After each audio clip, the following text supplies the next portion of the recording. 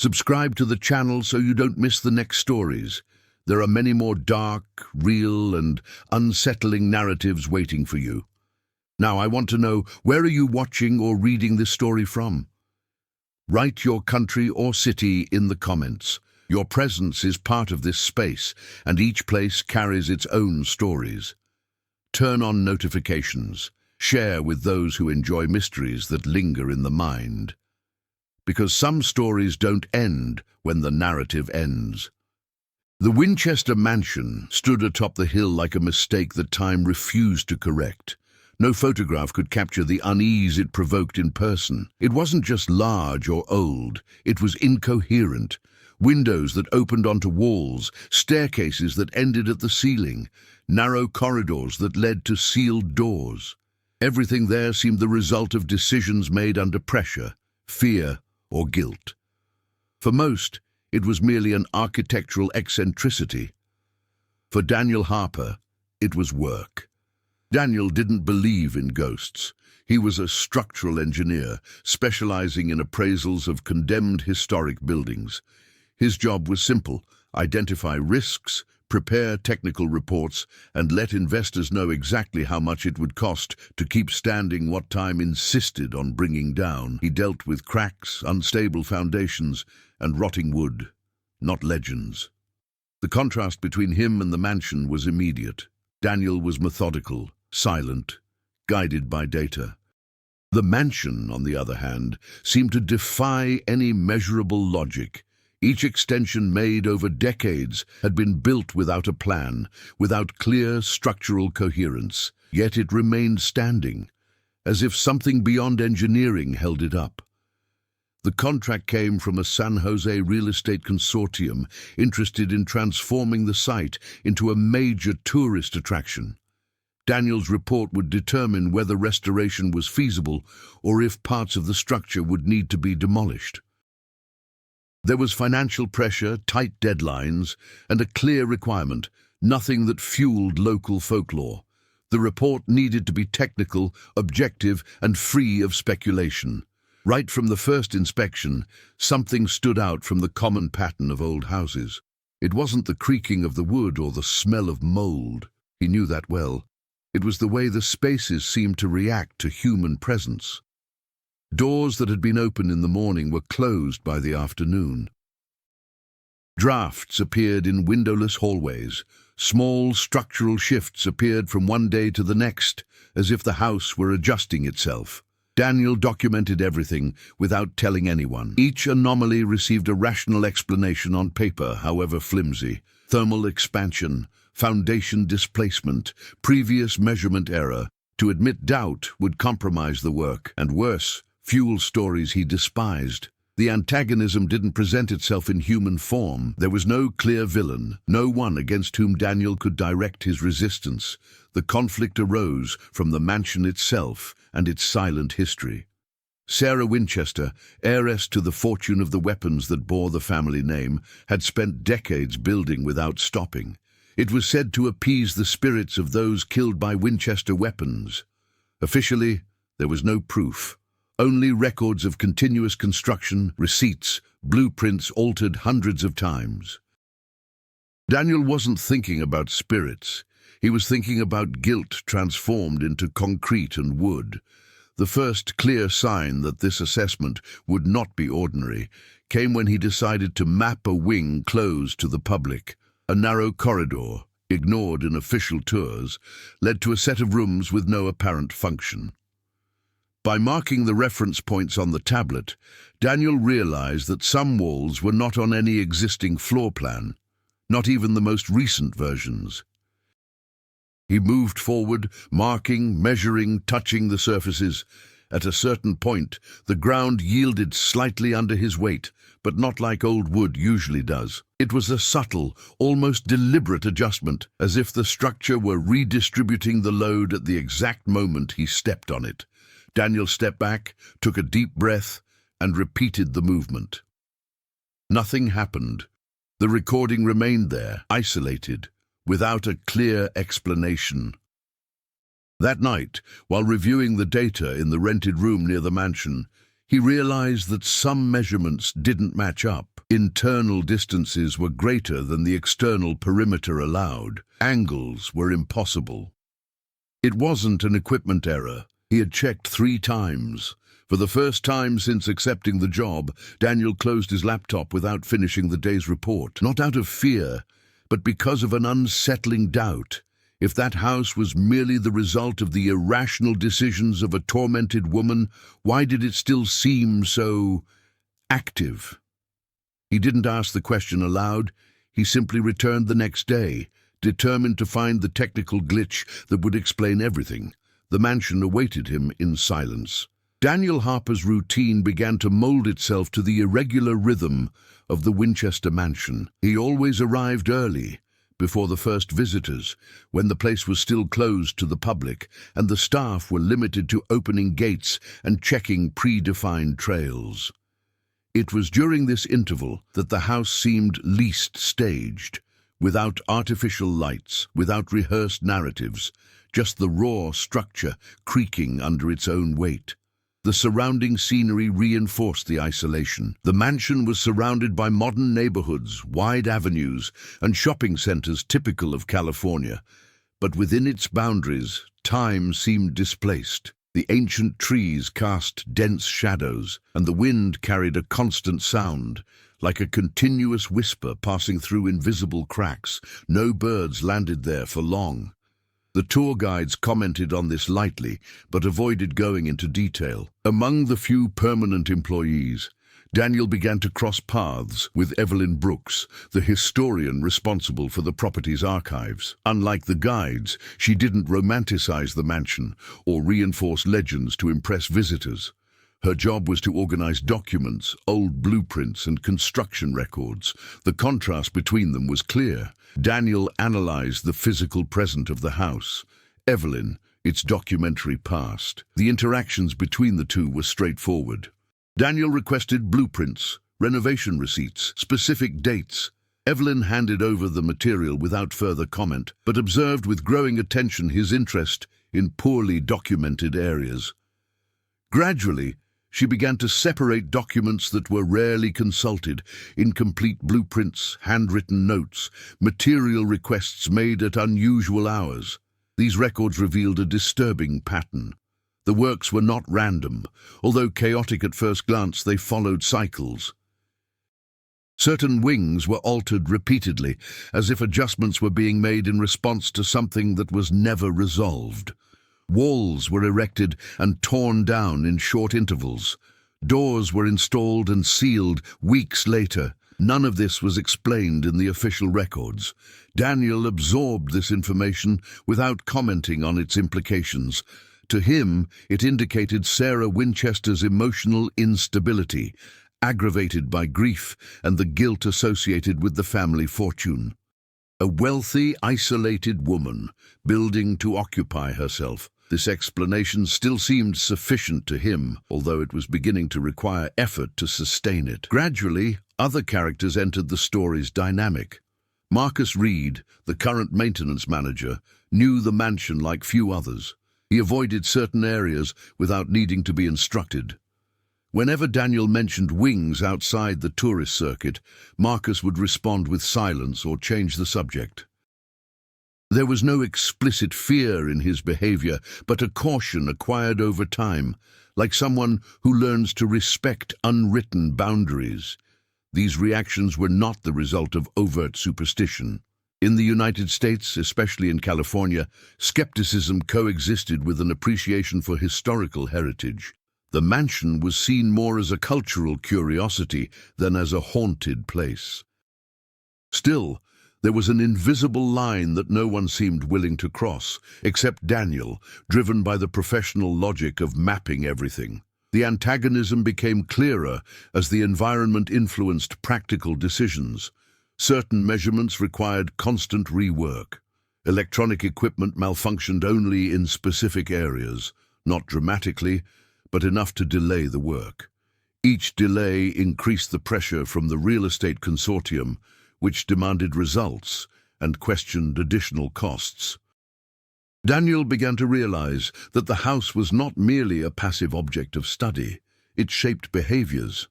Guides spontaneously adjusted routes. Employees avoided night shifts. Old documents mentioned minor accidents, always treated as coincidences.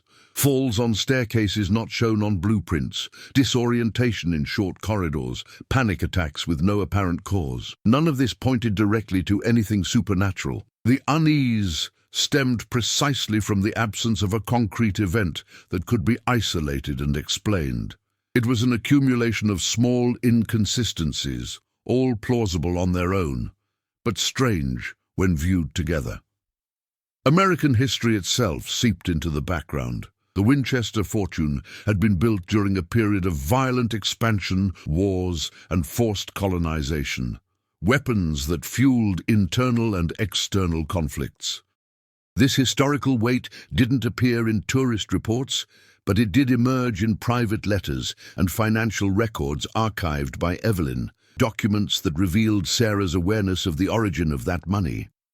Daniel didn't allow himself emotional interpretations, but he was beginning to accept that the cultural and historical context influenced things more than the architecture. The house wasn't just an individual eccentricity. It was a physical reflection of a collective guilt crystallized in wood and nails. By the end of that week, Daniel realized he was no longer analyzing the mansion solely as an engineer. He was observing patterns, behaviors, and human reactions. The world around the house was as intertwined with its structure, and without realizing it, he no longer treated the mansion as a simple building. Daniel's work entered a more aggressive phase. With the accumulation of contradictory data, he decided to focus on the most structurally critical areas, those that, according to the records, had undergone multiple interventions over the decades. The intention was simple: to find the point where the logic failed, and from there, reconstruct a coherent explanation.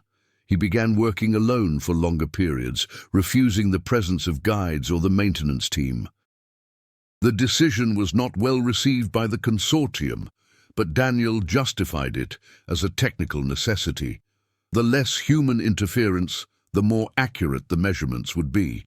In practice, this put him face to face with the house for hours on end. The obstacles arose gradually, never spectacularly. In a wing near the old ballroom, the floor had level variations that hadn't been detected in previous inspections. Small, almost imperceptible, but enough to alter load calculations. Daniel redid measurements, marked points, took photographs. The next day, some of these variations simply no longer existed, while others appeared in different places. This shifting behavior of the structure didn't fit any known model. Old wood doesn't rearrange itself. Foundations don't adjust in a matter of hours without clear signs of collapse. Yet, there were no new cracks, nor any sounds of settling. The house remained silent, intact. External pressure was mounting. Emails from the consortium demanded partial reports. They questioned delays. They suggested that Daniel was being overly cautious. In a direct phone call, the project manager made it clear that the expectation was for a favorable opinion, not an endless inventory of anomalies. This institutional conflict was compounded by the physical one. Daniel began to feel that any hasty conclusion would be irresponsible. The house was hiding something, not in a mystical sense, but a structural, systemic one, a fundamental error that, if ignored, could have serious consequences. Evelyn noticed the change in his behavior. His requests for documents became more specific. Exact dates, records of renovations done overnight, notes on internal accidents. She began cross-referencing information on her own and found something that wasn't in the public records. A sequence of renovations carried out always after violent deaths widely reported in the United States. Massacres, armed conflicts, major tragedies involving firearms. There was no direct mention of the motivation behind these reforms, only a temporal coincidence. But the recurrence was impossible to ignore. When Daniel visited a wing built after one of these events, the atmosphere seemed different. There were no obvious physical signs, but the air was denser, more stifling. The sound of his own footsteps became erratic, as if the space distorted the acoustics. At a certain point, he realized he was disoriented, not because the corridor was complex, but because his perception of distance was altered. He marked the spot, left, and returned minutes later. The corridor seemed shorter.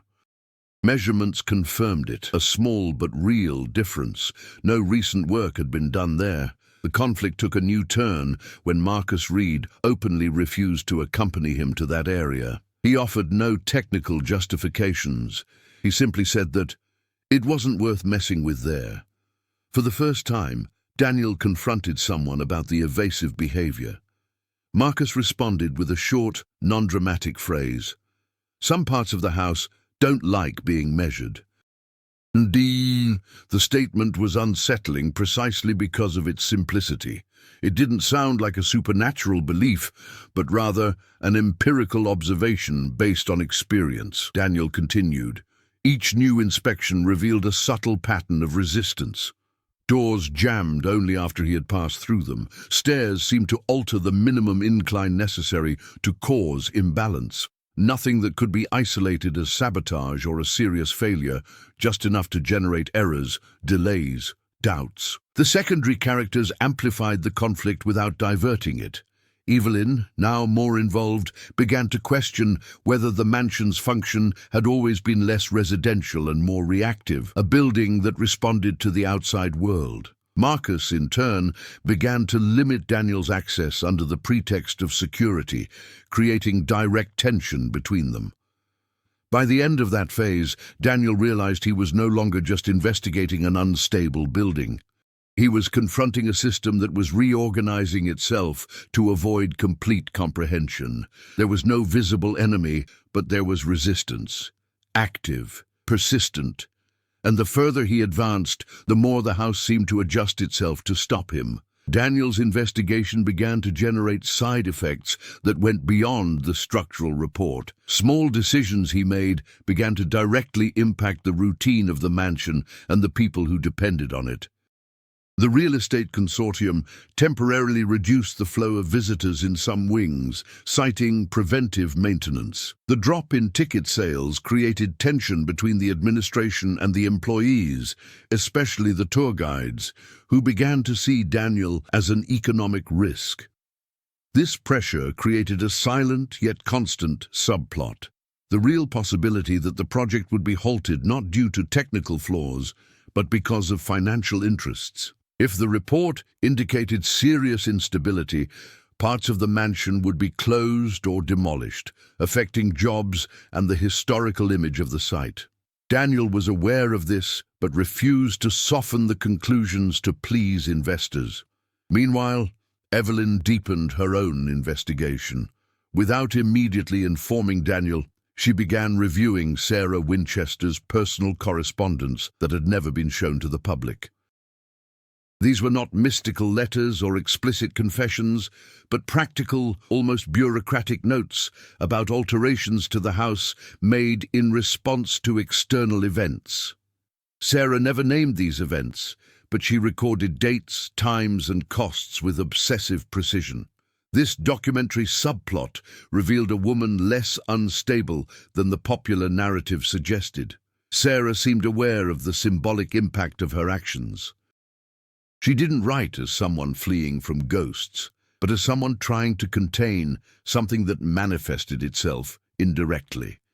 The house, under this new interpretation, was not a refuge against spirits, but a mechanism of absorption. Meanwhile, Marcus faced his own dilemmas. Responsible for maintenance for over 15 years, he had accumulated experiences that had never been officially recorded. Tools disappearing and reappearing in unlikely places, minor injuries with no clear cause. Recurring feelings of being watched in specific areas. Marcus never interpreted this as something supernatural, but as signs that the house demanded respect. His subplot revolved around trying to maintain balance, avoiding deep interventions that could trigger more intense reactions. The complexity increased when Daniel began to intertwine these three narrative threads: economic pressure, historical records, and the practical behavior of the house. He realized that each time a wing was isolated or reinforced, something changed in another part of the structure, as if the mansion redistributed tensions that were not only physical but functional. To test this hypothesis, Daniel authorized the temporary structural reinforcement of a problematic corridor, using discrete metal supports. The intervention was minimal and technically correct. The result, however, was unexpected.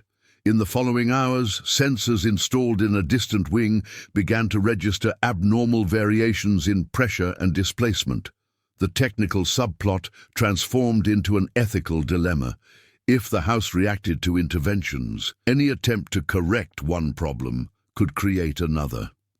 The mansion did not behave as a set of independent parts, but as an integrated organism. Altering one point triggered a chain reaction. This realization brought time pressure. The consortium demanded quick decisions.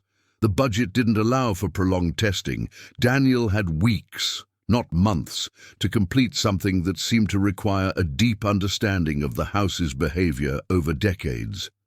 Evelyn finally shared her findings, not in an alarmist tone, but as someone presenting an unsettling hypothesis.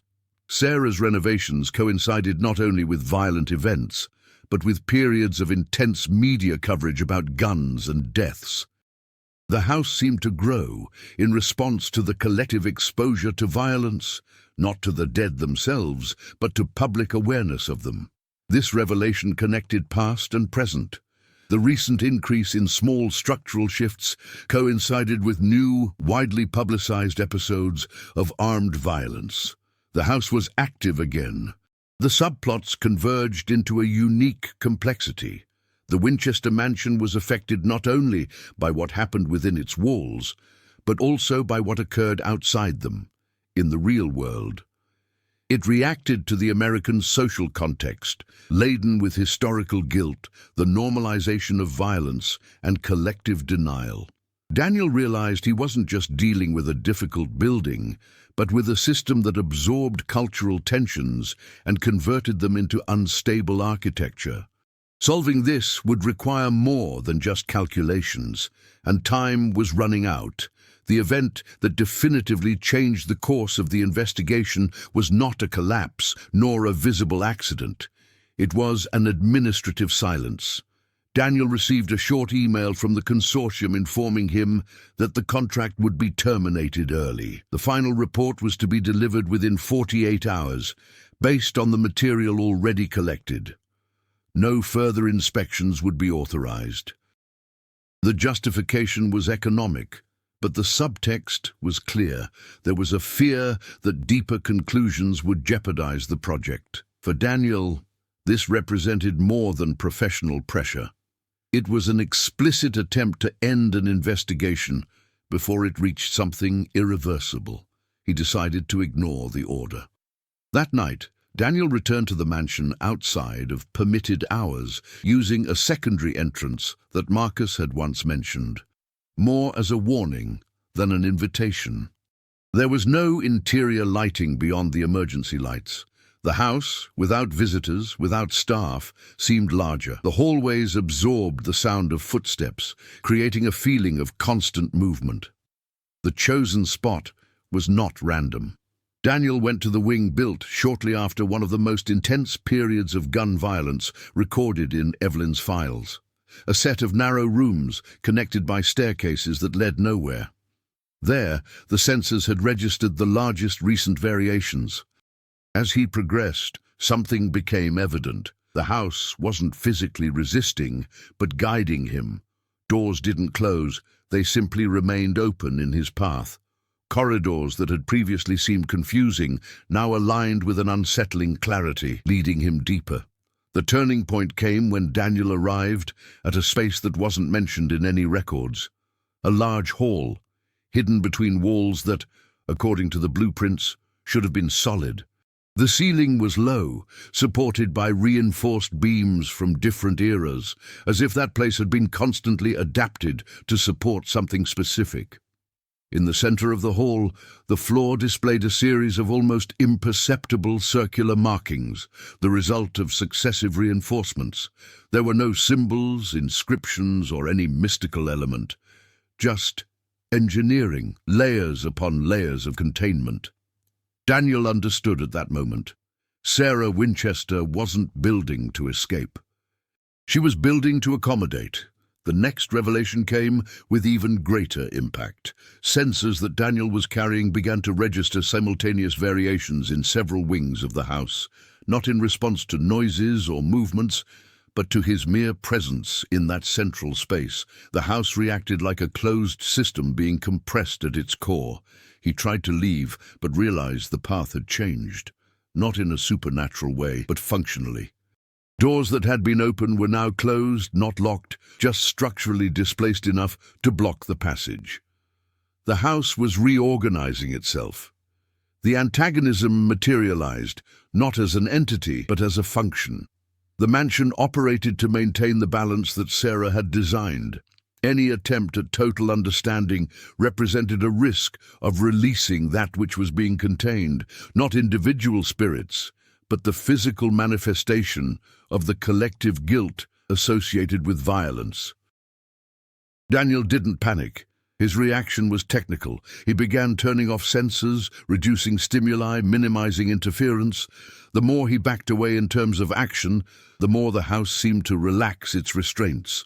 Doors gave way by millimeters. Passageways realigned themselves.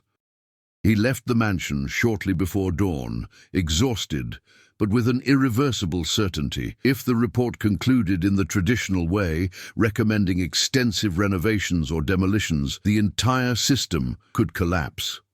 The house wasn't unstable due to a fault. It was unstable out of necessity. The turning point wasn't fear, but responsibility. Daniel now knew that his decisions could unleash something the house had been absorbing for over a century, and no one but him seemed willing to take on that burden. The hours following the nighttime incident were marked by a subtle yet profound shift in the dynamic between Daniel and the mansion. Upon returning during official hours, everything seemed normal to someone unsure of what to expect. Guides repeated their lines, visitors took photos, and the open wings maintained the same rehearsed route. However, for Daniel, the house had revealed its inner workings, and this made every detail more significant. The first consequence was practical. Daniel completely changed the focus of the report. Instead of seeking structural correction solutions, he began to document patterns of the building's behavior. He described the mansion as an adaptive system, historically sensitive to external interventions and contexts. It was an unusual approach, almost uncomfortable for engineering reports, but supported by data. This decision provoked immediate reactions. The consortium responded with increasingly short and impatient messages. They questioned the technical validity of the conclusions, requested simplifications, and suggested removing passages considered open to interpretation. Daniel refused. Each refusal made explicit the conflict between professional integrity and financial interests. Evelyn reacted differently. Upon reading the first drafts, she recognized something in them that historical documents had never been able to express clearly. For the first time, past and present were functionally connected. She began to collaborate openly, providing unrestricted access to archives and defending the importance of the complete preservation of the mansion, not as a tourist attraction, but as a structure of historical containment.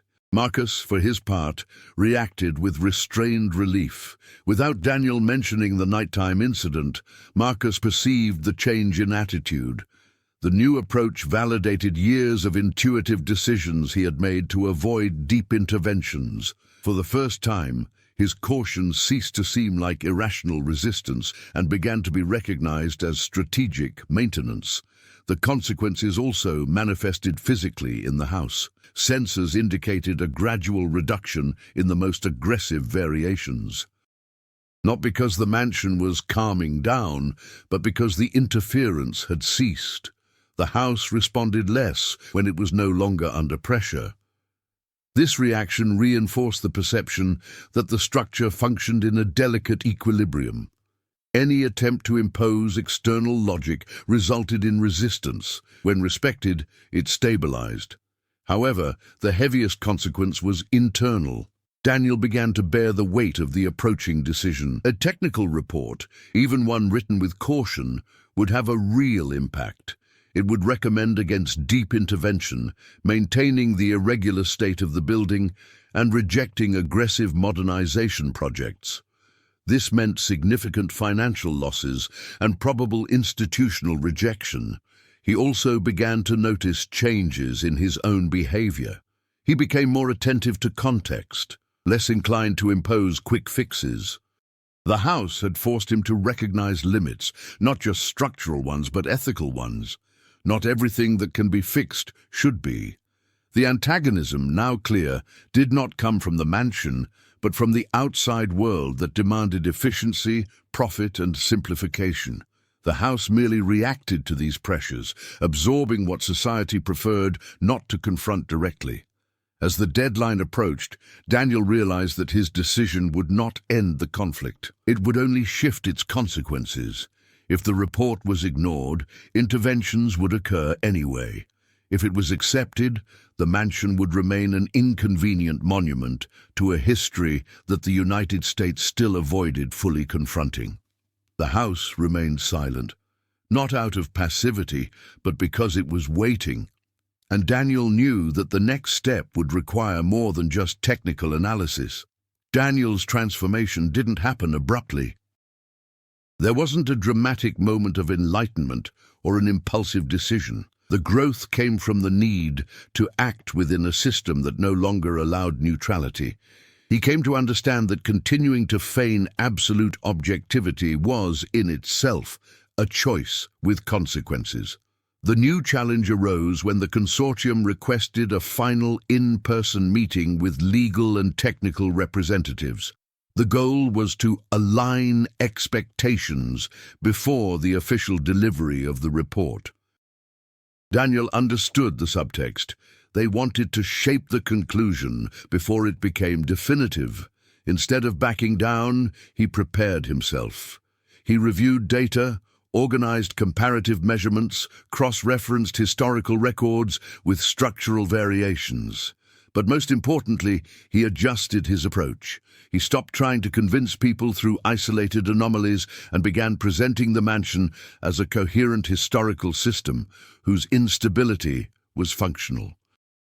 During the meeting, Daniel didn't talk about guilt, violence, or symbolic meanings. He spoke of systemic risk. He explained that profound interventions in highly adaptive structures tend to generate unpredictable collapses. He used recognized engineering examples, comparing the mansion to ancient urban systems that only remain stable when their own logic is respected. This change was visible. He no longer reacted defensively to objections. He anticipated them. He didn't try to win the debate, but to establish clear boundaries. It was a new form of authority, built on responsibility, not control. The consortium's reaction was ambiguous. Some representatives saw technical logic in the argument, others showed evident frustration. In the end, there was no immediate decision, only the demand for a final objective report, implicitly allowing for interpretations to be challenged. This impasse forced Daniel to evolve even further. He realized that his role was not to guarantee acceptance, but to record the technical truth as clearly as possible. The challenge lay not in convincing everyone, but in accepting the consequences of not doing so. Meanwhile, Daniel faced an internal challenge, the temptation to soften conclusions to avoid conflict. He revised previous versions of the report and eliminated ambiguous terms. He made the recommendations direct. He did not suggest future assessments, but stated that deep structural reforms would represent a high and unpredictable risk. This clarity had an immediate effect on the House. not in visible events, but in the stability recorded by the sensors. The readings became consistent, almost predictable. The mansion responded positively to the absence of hesitation. Daniel's growth was also reflected in his relationship with Evelyn and Marcus. He began to share decisions, listen to practical experiences, and integrate perspectives that he previously considered non-technical. This openness strengthened the cohesion between them and created a common front in the face of external pressures. By the end of this stage, Daniel was no longer just a hired engineer. He had become a temporary guardian of a system that depended on conscious choices to continue existing. He didn't romanticize this role, but he accepted it. The challenge wasn't defeating a visible enemy, but abandoning the illusion that absolute neutrality was possible. And this prepared him for the final confrontation that was approaching. With the expert report practically completed, Daniel entered the most delicate phase of the process, the interval between the decision being made and its execution. It was a short period, but fraught with tension, in which any external action could compromise everything that had been built up to that point. The subplots began to resolve themselves pragmatically. Evelyn managed to secure limited institutional support to reinforce the historical value of the mansion as an untouchable heritage site, at least temporarily. It wasn't a definitive victory, but it created enough bureaucratic obstacles to delay any immediate demolition. Marcus, in turn, discreetly reorganized the maintenance routine, suspending invasive inspections and redirecting teams to already stabilized areas. These decisions created a false sense of control. Daniel knew the real test would come with the official delivery of the report. Until then, the house remained in a state of silent expectation. The sensors indicated stability, but any external change, a new administrative decision, a forced intervention, could trigger unpredictable responses. Tensions rose when Daniel discovered that the consortium had simultaneously hired a company specializing in selective demolition. The contract didn't call for immediate action, but the mere existence of the agreement indicated a clear intention. They were preparing to ignore the expert report if it proved inconvenient. This move accelerated the pace of events. Daniel expedited the delivery of the report, aware that prolonging the process would only allow for more unilateral decisions. He spent nights revising each paragraph, eliminating any room for ambiguous interpretations. The build-up to the climax didn't involve speeches or direct confrontations, but a sequence of calculated choices. Daniel attached raw data, historical records, and risk simulations to the report, making any technical challenge costly and public. It wasn't just an opinion, it was a documented warning. Meanwhile, the house began to show subtle signs of reactivity. Not aggressive shifts, but micro-adjustments detectable only by those who knew where to look. It was as if the structure was preparing itself, redistributing stresses, anticipating impact. On the eve of the official handover, Daniel made one last solitary visit, not to measure or record, but to confirm something that was now part of his own process. He walked through the central corridors, passed through the problematic wings, and as he approached the previously discovered hidden space, realized that access was once again neutralized.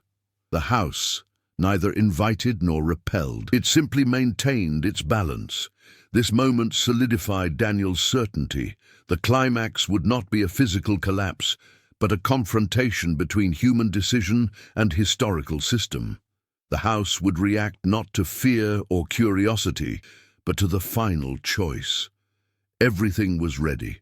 Subplots concluded, alliances defined, data organized. All that remained was the delivery of the report, the trigger that would set in motion forces that had been accumulating for over a century.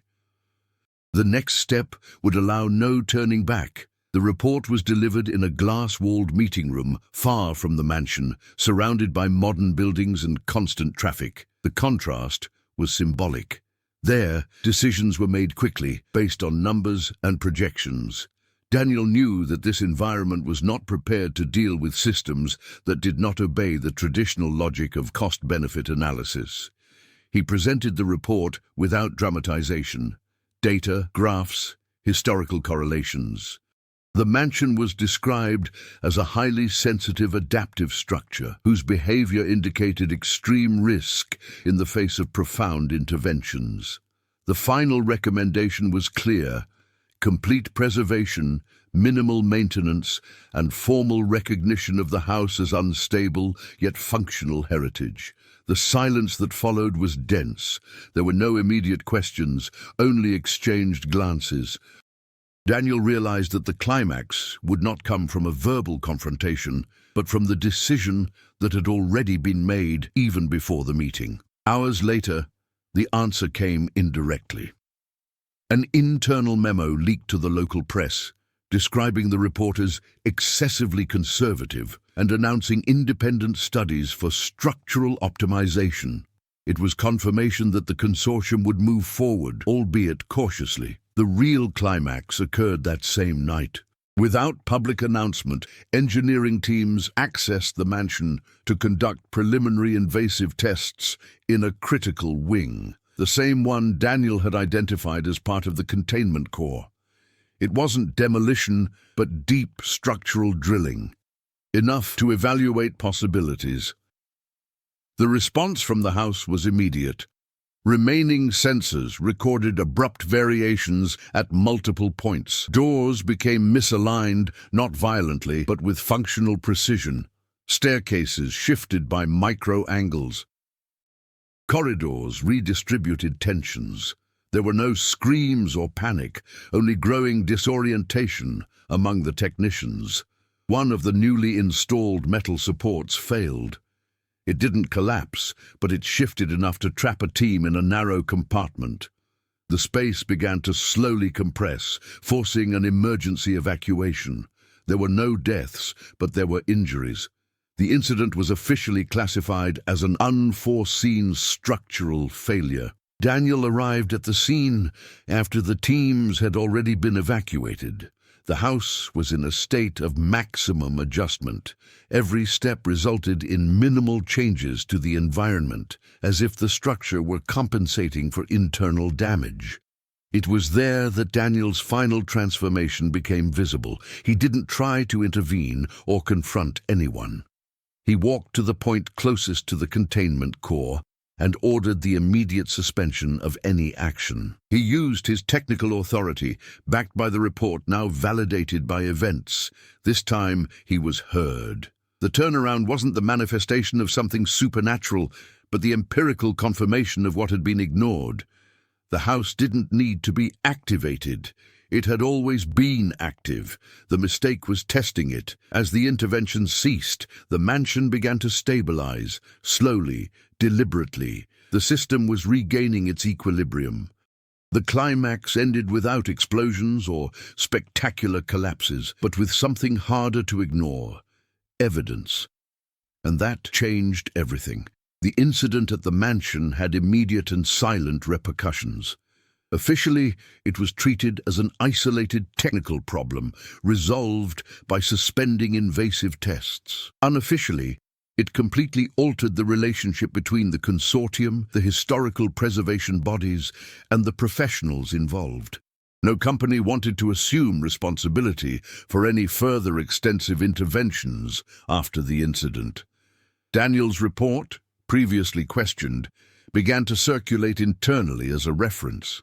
It was neither celebrated nor widely publicized, but it was respected. The recommendation for complete preservation became, in practice, the only viable option. Projects for tourism expansion were shelved. The mansion remained open to the public, but with stricter limits and a focus on historical, not structural aspects.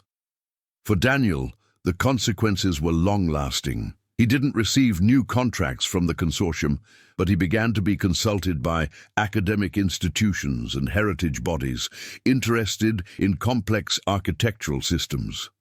His career changed direction, less lucrative perhaps, but more aligned with the responsibility he had learned to assume.